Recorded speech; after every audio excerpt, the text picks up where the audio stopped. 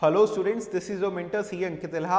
आज के सेशन में मैं आपको सिखाने वाला हूं कि कंपनीज एक्ट के कुछ 5 इंपॉर्टेंट केस स्टडीज कौन से हैं और उनको कैसे करके आंसर करना चाहिए, इसका राइटिंग पैटर्न क्या होना चाहिए। आज केस स्टडीज को लिखने का एकदम बढ़िया से तरीका मैं आपको सिखाऊंगा, प्लस एक ऐसा मेथड जिसके थ्रू मल्टीपल केस स्टडीज को आप एक कॉमन वे में आंसर कर सकते हैं, ये भी हम लोग डिस्कस करने वाले हैं। तो सीए फाउंडेशन के स्टूडेंट्स के लिए एक बहुत ही इंपॉर्टेंट सेशन है और ये एक उतना ही बढ़िया चैनल है, तो अगर आप इस चैनल पे पहली बार आए हैं तो इसको सब्सक्राइब करके जरूर से रखिएगा। फ्रेंड्स, कंपनीज एक्ट आपका आखिरी चैप्टर होता है सीए फाउंडेशन के सिलेबस के अंदर में। उसमें एक टॉपिक होता है लिफ्टिंग या पियर्सिंग ऑफ कॉर्पोरेट वेल। इसी की 5 केस स्टडीज हैं। कौन सी केस स्टडीज हैं? ये है आपका Gilford motor company versus horn. दूसरी केस स्टडी है दिनशॉ मनिकजी पटीट की। तीसरी केस स्टडी है Daimler company limited versus continental Tyre and rubber company. चौथी केस स्टडी है merchandise transport limited versus British transport commission. और आखिरी केस स्टडी है workman employed in associated rubber industries limited versus associated rubber industries limited. ये पांचों case studies आपको book में detailing नहीं दिया हुआ है, मैं आपको इस सेशन में पूरा का पूरा सिखाने वाला हूं। प्लस इसको आंसर करने का तरीका भी, इसमें से बहुत से केस स्टडीज पास्ट एग्जाम में आए भी हैं। इससे पहले कि हम लोग इसको शुरू करें, थोड़ा सा आप समझ लीजिए कि लिफ्टिंग या पियर्सिंग ऑफ कॉर्पोरेट वेल क्या होता है। फ्रेंड्स, ये आपको अभी तुरंत लिखने की जरूरत नहीं है, इसको कैसे डाउनलोड करना है हम आपको सेशन के एंड में बताएंगे। तो you do not need to write it down right now, just आप इसको समझने पे पूरा का पूरा फोकस रखिएगा। तो before I start with the case study, एक छोटा सा इंट्रो ले लीजिए कि लिफ्टिंग या पियर्सिंग ऑफ कॉर्पोरेट वेल क्या होता है। देखिए, इसमें कहा जाता है कि कंपनी एक सेपरेट लीगल एंटिटी है माना, लेकिन अगर आप कोई गलत काम करते हैं कंपनी का नाम लेकर के, तो आप कंपनी की आड़ से बच नहीं सकते, आप कंपनी की कॉर्पोरेट वेल से बच नहीं सकते। तो कुछ ऐसे केसेस हैं जब कंपनी कहती है, जब कोर्ट कहता है कि कंपनी के इस कॉर्पोरेट वेल को हटाओ और जो एक्चुअल रियलिटी है उसको देखो। तो कंपनी का नाम लेकर के अगर आपको इलीगल वर्क करेंगे तो कंपनी को थोड़ी पनिश किया जाएगा, आपको पनिश किया जाएगा। तो इसे कहते हैं लिफ्टिंग या पियर्सिंग ऑफ कॉर्पोरेट वेल। अब इसके ऊपर कौन कौन से क्वेश्चंस आते हैं उसको समझ लीजिए। इसके ऊपर बेसिकली 5 केसेस बनते हैं जब लिफ्टिंग या पियर्सिंग ऑफ कॉर्पोरेट वेल किया जाता है। वो 5 केसेस कौन से होते हैं? सबसे पहला होता है कि अगर आपको कंपनी का ट्रू नेचर डिटरमाइन करना हो, यानी अगर आपको ये देखना हो कि कंपनी एनिमी है या फ्रेंड, डिटेलिंग अभी हम लोग आगे देखेंगे। अगर कंपनी टैक्स प्रोटेक्शन के लिए, यानी केवल टैक्स बचाने के लिए अगर बनाई गई है, तो फिर इसके कॉर्पोरेट वेल को लिफ्ट किया जाता है।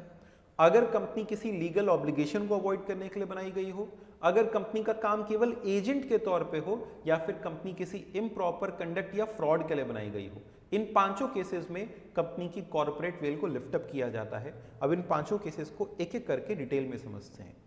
केस स्टडी नंबर 1 जो हम लोग डिस्कस करने वाले हैं इस Gilford motor company versus horn. ध्यान से सुनिएगा इसमें क्या हुआ। गिलफर्ड मोटर कंपनी एक कंपनी थी, इसी का एक एम्प्लॉय था हॉर्न। अब इसने क्या सोचा कि भाई इनके एम्प्लॉयमेंट कॉन्ट्रैक्ट में एक एक्स एम्प्लॉय था और इनके एम्प्लॉयमेंट कॉन्ट्रैक्ट में लिखा हुआ था कि जब भी ये नौकरी छोड़ भी दें, लेकिन ये कंपनी के किसी कस्टमर को अपनी तरफ नहीं खींचेंगे। तो हॉर्न इस बात को जानता था कि ये कंपनी के कस्टमर्स को, गिलफर्ड कंपनी के कस्टमर्स को अपनी तरफ नहीं खींच सकता। इसने क्या किया, इसने अपनी बीवी के नाम पर एक कंपनी को रजिस्टर किया और इस कंपनी के नाम से अब इन कस्टमर्स को ये सोलिसिट करने लगा, मतलब बुलाने लगा। इसने बाद में ये कहा कि भाई हम थोड़ी ऐसा कर रहे हैं, ये तो मेरी वाइफ की कंपनी है जो कि इन कस्टमर्स को खींच रही है, I am not doing anything. तो बाद में कोर्ट ने कहा कि नहीं, आप कंपनी का नाम लेकर के असल में ये काम खुद ही कर रहे हैं। तो कोर्ट ने इस लीगल फेसेट को डिसरिगार्ड कर दिया और जो रियलिटी है उसको देखा, और इसमें पाया गया कि हॉर्न ही एक्चुअल में वो लीगल पर्दे के पीछे है। तो ये एक्शन को गलत माना गया, कहा गया कंपनी ऐसा नहीं कर सकती। तो अब देखिए इसको कैसे करके आंसर करना होता है, ये सीखिए। मैंने आपसे कहा कि मैं आपको केस स्टडी को लिखना भी सिखाऊंगा। ये केस स्टडी का नाम था Gilford motor company versus horn. इसमें आपको सबसे पहले अपनी केस स्टडीज को लिखने के लिए 3 सेक्शंस लिखने होते हैं। एक होता है प्रोविजन, फिर एक होता है फैक्ट्स और आखिरी में होता है कंक्लूजन। प्रोविजन के अंदर में आपको लिखना है कि the given case relates to the concept of lifting या पियर्सिंग ऑफ कॉर्पोरेट वेल। सारी केस स्टडीज में प्रोविजन ऑलमोस्ट सेम रहेगा और आपको उसे कैसे लिखना होता है ये सुनिए। आप पहले आइडेंटिफाई करेंगे कि जो दी गई केस स्टडी है वो किस कॉन्सेप्ट से रिलेट करती है। It relates to the concept of lifting या piercing of corporate veil. It means disregarding the corporate entity and paying regard to the reality behind the legal फेसिड।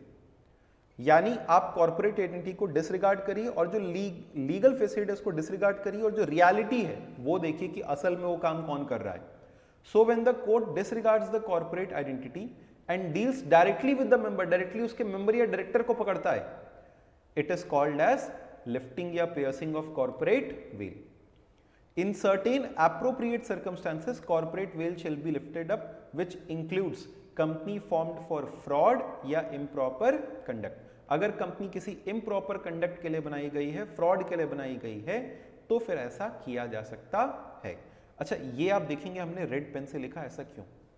देखिए अलग अलग केस स्टडीज हम लोग पढ़ रहे हैं, लेकिन सभी के अंदर में ये सेक्शन ऐसा है जो कि एकदम कॉमन रहेगा। यानी आगे हम लोग एक और केस स्टडी पढ़ेंगे डैमलर कंपनी लिमिटेड की, उसके अंदर में भी ये प्रोविजन सेम रहेगा। यानी सारे केस स्टडीज जो डील करते हैं लिफ्टिंग या पियर्सिंग ऑफ कॉर्पोरेट वेल से, उनमें प्रोविजन यहां से लेके यहां तक सेम रहेगा। फिर आप बताएंगे कि ये 5 सिचुएशंस में होता था, उसमें से जो इस केस में ये सिचुएशन एप्लीकेबल है वो है company form for improper conduct या फ्रॉड। कंपनी यहाँ पे एक इम्प्रॉपर कंडक्ट या फ्रॉड के लिए बनाई गई है, इसलिए ऐसा किया जा रहा है। जैसे हम लोग आगे केस में सीखेंगे कि company is form for tax avoidance, तो हम लोग यहां पे लिख देंगे company form for tax avoidance. अब देखिए फैक्ट्स कैसे लिखते हैं। In the given case study mister Horne has formed a company in its wife's name to solicit the customers of Gilford motor company. फैक्ट को बहुत ज्यादा लंबा नहीं खींचा जाता, इतना ही लिखे कि हाँ हॉर्न ने कंपनी बनाई, अपने वाइफ के नेम पे बनाया ताकि वो कस्टमर्स को सॉलिसिट कर सके, खींच सके। कंक्लूजन कैसे लिखेंगे?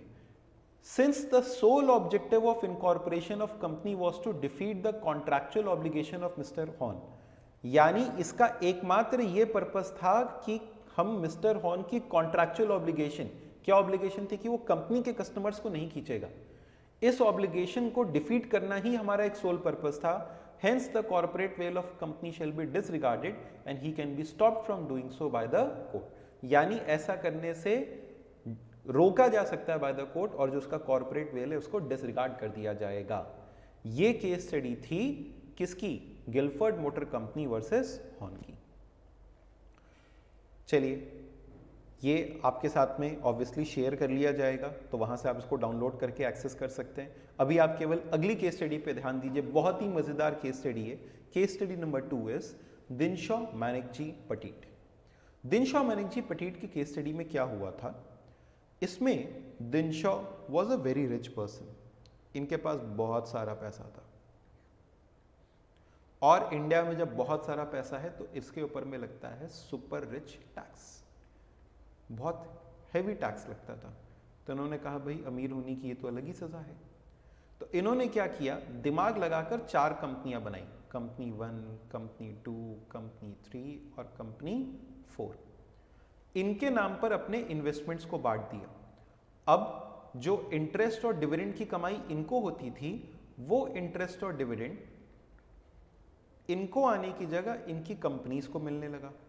1, 2, 3, 4। अब क्योंकि ये छोटी छोटी कंपनीज में बढ़ गया था, इसलिए इनकी टैक्स लायबिलिटी भी कम हो गई। अब ये पैसा तो दिनशॉ को वापस चाहिए था, तो दिनशॉ ने ये पैसा वापस कैसे लिया? इन्हीं कंपनी से लोन ले लिया और इन कंपनी से लोन लेकर के इसके पास में अल्टीमेटली ये पैसा वापस आ गया। तो ये पैसा जो इसके पास आता था डायरेक्टली, इसने इन कंपनीज के थ्रू लिया। लेकिन ये कंपनीज बनाने का एक सिंगल और सोल ऑब्जेक्टिव क्या था कि इसको ये टैक्स न देना पड़े। तो कोर्ट ने बाद में कहा कि अरे तुम तो बस कंपनी बनाए हो केवल किस लिए? इसलिए ताकि ये कॉर्पोरेट वेल का काम करे और कंपनी तुम्हारा टैक्स सेव कर सके। कंपनी बनाने का और कोई पर्पस नहीं sir. The sole purpose of formation of company was tax avoidance. तो इस केस में कंपनी का कॉर्पोरेट वेल डिसरिगार्ड किया जाएगा और दिनशॉ को इस पूरे के पूरे पैसे के ऊपर टैक्स देना पड़ेगा। अब इसका प्रोविजन कैसे करके आप लिखोगे? प्रोविजन लिखने के लिए वही ऊपर का सेम आप पूरा का पूरा छापोगे, यानी ये पूरा सेम रहेगा। The given case leads to the concept of lifting या piercing of corporate veil, it will disregard the it means क्या, वो आप पूरा का पूरा समझाएंगे और लास्ट में जाके लिखेंगे क्या, in certain appropriate circumstances corporate veil शिल बी लिफ्टेड विच इंक्लूड्स, जिसमें से एक केस क्या है, कब कॉर्पोरेट वेल लिफ्ट किया जाता है, formation of company to protect revenue या टैक्स। कंपनी फॉर्म्ड किस पर्पस के लिए, टू प्रोटेक्ट रेवेन्यू या टैक्स।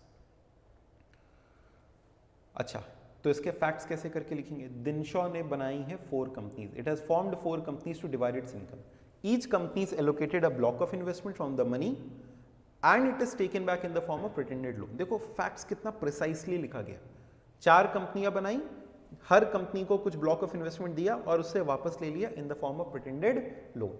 बस एक छोटी सी समरी हो गई फैक्ट्स की, पूरा नहीं लिखना होता है। कंक्लूजन कैसे लिखेंगे? अब कंक्लूजन में आप मेन बात बताओ, वही शब्द देखना, the sole purpose of formation of company was reduction of tax liability. Company का एक ही पर्पस था, कोई काम धंधा नहीं था, the sole purpose was reduction of tax liability, hence the corporate veil shall be disregarded and Dinshaw will be made liable to pay tax on the entire income।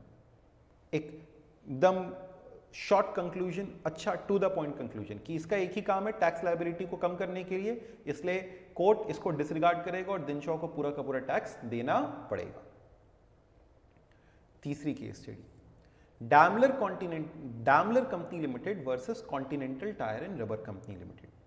इसमें कहा जाता है कि मान लो अगर 2 देश हैं, जैसे आज के एग्जाम्पल के हिसाब से रशिया और यूक्रेन, तो एक कंट्री है रशिया, एक है यूक्रेन और हम लोगों को मालूम है कि दोनों के बीच में चल रहा है वॉर। अब अगर रशिया एक रशियन बंदा यूक्रेन में एक कंपनी इनकॉर्पोरेट कर दे, तो क्या उस कंपनी को दोस्त कंपनी माना जाएगा? यानी यूक्रेन मान लेगा अरे ये तो मेरी कंपनी है, जबकि उसका मालिक रशिया का है? नहीं। अगर हमें कभी कंपनी का नेचर डिटरमाइन करना हो, कंपनी के नेचर से हमारा मतलब है कि ये एनिमी है, दुश्मन कंपनी है या फ्रेंड है, तो अगर ऐसा कुछ डिटरमाइन करना हो तो हम ये नहीं देखेंगे कि कंपनी इनकॉर्पोरेट कहां पे हुई। Test of incorporation, place of incorporation is not checked, we check the test of control. Test of control का मतलब क्या होता है? From where it is managed कहां से हो रही है? ये मैनेज हो रही है रशिया से, क्योंकि इसके डायरेक्टर्स, इसके शेयर होल्डर सब जगह कहां के थे? रशिया के। तो फिर अल्टीमेटली इसे कैसी कंपनी मानी जाएगी? Russian company. तो अगर एक रशियन पर्सन यूक्रेन में कंपनी इनकॉर्पोरेट कर भी ले तो भी उसे दुश्मन कंपनी माना जाएगा, क्योंकि अगर हमें nature of the company determine करना हो तो हम ये देखते हैं कि वो कंपनी कहां से मैनेज होती है। अगर वो कंपनी जहां से मैनेज हो रही है वो एक दुश्मन देश है, यानी उसके साथ वॉर चल रहा है, तो उस कंपनी को भी हम दुश्मन मान लेते हैं और दुश्मन कंपनी के साथ कोई कॉन्ट्रैक्ट वैलिड नहीं होता है। डैमलर कंपनी लिमिटेड में क्या हुआ था? डैमलर कंपनी लिमिटेड के अंदर में जर्मनी और इंग्लैंड का केस था। जर्मनी और इंग्लैंड आपस में लड़ भिड़े थे वर्ल्ड वॉर 2 के दौरान। अब जर्मनी और इंग्लैंड, जर्मन बंदों ने एक कंपनी बनाई थी,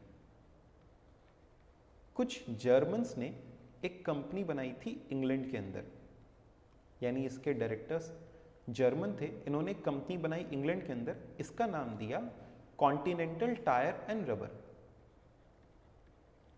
इस कंपनी ने एक कॉन्ट्रैक्ट किया रबर सप्लाई करने का, टायर सप्लाई करने का, किसके साथ? डैमलर के साथ, और ये डैमलर इंग्लैंड की कंपनी थी। बाद में जब इनके बीच में वॉर छिड़ा तो डैमलर ने कॉन्टिनेंटल को पैसा देने से मना कर दिया, ये कहते हुए कि कॉन्टिनेंटल टायर एंड रबर तो जर्मन कंपनी है, ये दुश्मन कंपनी है। तो इन लोगों ने कहा कि नहीं भाई, बनी तो इंग्लैंड में है। तो कोर्ट ने होल्ड किया कि भले ही ये कंपनी इनकॉर्पोरेट हुई इंग्लैंड में, लेकिन ये मैनेज कहां से होती है? जर्मनी से। तो इस कारण से इसे भी एक एनिमी माना जाएगा। एनिमी माना जाएगा, और क्योंकि ये भी एक एनिमी कंपनी है तो एनिमी के साथ किया गया सारा कॉन्ट्रैक्ट रद्द हो जाता है, और क्योंकि इनके साथ किया गया सारा कॉन्ट्रैक्ट रद्द हो गया तो हम कहेंगे कि ये कॉन्ट्रैक्ट भी इनवैलिड हो गया, होल्ड किया गया कि Daimler is not liable to pay anything to Continental Tyre and Rubber. यही पूरा का पूरा आपको यहां पे फैक्ट्स और कंक्लूजन के थ्रू समझाया गया है। A German company was incorporated in England to sell tires. The bulk shares were held by German company. The company incorporated in England, यानी जो कंपनी थी अपनी कॉन्टिनेंटल टायर एंड रबर, उसने स्यू किया कि हमको अपना पैसा चाहिए। डैमलर कंपनी ने स्यू किया कॉन्टिनेंटल को कि हमको अपना पैसा चाहिए। लेकिन फिर क्या होल्ड किया? क्या होल्ड किया गया कि continental Tyre and rubber Daimler से अपना पैसा रिकवर नहीं कर सकता है। क्यों नहीं रिकवर कर सकता है? क्योंकि अब दोनों एनिमी कंट्रीज हो गए, तो एक एनिमी कंपनी को अपना पैसा रिकवर करने का कोई भी अधिकार नहीं है। ये हमने बकायदा यहाँ पे प्रोविजन, जैसा कि मैंने आपको सिखाया, फैक्ट्स और कंक्लूजन के साथ में लिख रखा है। इसको डाउनलोड करने का क्या तरीका है? डाउनलोड करने के लिए आपको भाई हमारा टेलीग्राम चैनल ज्वाइन करना होगा, वहाँ पे आप जा करके इसको कर सकते हैं। हम पूरी कोशिश करेंगे कि इसका एक डायरेक्ट लिंक भी आपके लिए हम इस वीडियो में लगा दें। Next merchandise transport limited versus British transport commission. अब दो जो लास्ट की केस स्टडीज हैं आपको ये केवल समझाएंगे, इसके प्रोविजन और इसका कंक्लूजन, इसका फैक्ट्स आप खुद से लिखने की कोशिश करिएगा। इसमें क्या हुआ कि एक कंपनी थी, एक ट्रांसपोर्ट कंपनी थी, जो कि अपने नाम पर लाइसेंस के लिए अप्लाई नहीं कर सकती थी। ये अगर लाइसेंस के लिए जाती अप्लाई करने तो इसको लाइसेंस नहीं मिलता। इसने क्या किया? एक सब्सिडरी बनाई और इस सब्सिडरी के नाम पे लाइसेंस अप्लाई कर दिया, तो इनको लाइसेंस मिल गया। अब कहा गया कि भाई सब्सिडरी का काम क्या था? सब्सिडरी का काम केवल इस कंपनी के बिहाफ पे लाइसेंस लेना था। तो हम कहते हैं कि इस बार एक कंपनी फॉर्म किया गया merely to act as agent. यहां पे जो प्रोविजन लगता है वो क्या है? Company formed merely to act as agent. तो अगर आप एक दूसरी कंपनी बना रहे हैं केवल आपके एजेंट के तौर पे काम करने के लिए, तो फिर again the corporate veil shall be disregarded. This subsidiary company can also not be granted the licence. इसको भी लाइसेंस ग्रांट नहीं किया जाएगा। यानी अगर मेन कंपनी नहीं ले सकती थी तो आप किसी दूसरी कंपनी बना करके उसके नाम से भी लाइसेंस नहीं ले सकते। और आखिरी केस स्टडी है workman employed in associated rubber industries limited versus associated rubber industries limited Bhavnagar. ये जगह का नाम है। इसमें क्या कहा गया था कि देखो एक कंपनी को ना जो भी उसकी कमाई होती है उसके ऊपर उसको पे करना होता है बोनस। इसकी इनकम के ऊपर इसे अपने एम्प्लॉयज को पेमेंट ऑफ बोनस एक्ट के तहत बोनस देना पड़ता है अपने एम्प्लॉयज को। अब इस कंपनी की कमाई भर भर के होती थी तो बोनस का बंटवारा भी भर भर के होता था। अब इस कंपनी ने क्या किया? अपने कुछ इन्वेस्टमेंट्स, अपने कुछ असेट्स एक सब्सिडरी कंपनी के नाम पे कर दिए। अब ये कहती है कि भाई मेरा तो मुनाफा हो नहीं रहा, मेरी कमाई किसको चली गई? सब्सिडरी को। तो इनको बोनस नहीं बांटा गया ये कह करके कि भाई अब मेरी कमाई नहीं हो रही है, दूसरी कंपनी की कमाई हो रही है, और इनके एम्प्लॉयज तो थे ही नहीं, ये तो भाई फर्जी कंपनी थी। तो इस वजह से या इस तरीके से ये कंपनी अपना एक लीगल ऑब्लिगेशन अवॉइड कर रही थी। तो यहां पे कौन सा प्रोविजन लगेगा? Company formed to avoid a legal obligation. Formation of a company to avoid a legal obligation. तो प्रोविजन जब आप पूरा का पूरा लिखेंगे लास्ट में क्या लिखेंगे? Company formed to avoid a legal obligation. आप जरूर से इन केस स्टडीज को अपनी कॉपी में लिख करके आंसर करना, प्रैक्टिस करना। तो यहां पे when a company is form to avoid a legal obligation, तो इसमें कोर्ट ने होल्ड किया नहीं, ये जो सब्सिडरी कंपनी बनाई गई है this is form just for the purpose of avoiding a legal obligation, hence it will be disregarded and the company will have to pay bonus. Company को बोनस देना पड़ेगा on its entire income to the employees. अपने employees को इसे पूरी की पूरी कमाई के ऊपर में बोनस देना पड़ेगा। आप एक दूसरी कंपनी बना के अपनी इनकम बांट करके आपने लीगल ऑब्लिगेशन, जो बोनस देने की लीगल ऑब्लिगेशन अपनी कमाई पे, उसको आप शेयर नहीं कर सकते, अवॉइड नहीं कर सकते। तो these were the 5 important case studies. I'll be sharing with you the PDF as I said on the Telegram channel and do stay connected students. I hope आपको ये अच्छा लगा होगा, आपने अपने इन केस स्टडीज को नोट किया होगा, अच्छे से इसको लिख करके आंसर करिएगा, प्रैक्टिस करिएगा, केस स्टडीज का डर अपने मन से भगा दीजिए। और जैसे हम लोग अपने चैनल पर एक a case study a day करके सीरीज भी हम लोगों ने लॉन्च किया, जिसमें हम लोग केस स्टडीज को डेली बेसिस पे कहीं ना कहीं प्रैक्टिस करते जाते हैं। So just do stay connected with us. Thank you so much students, all the best, bye bye.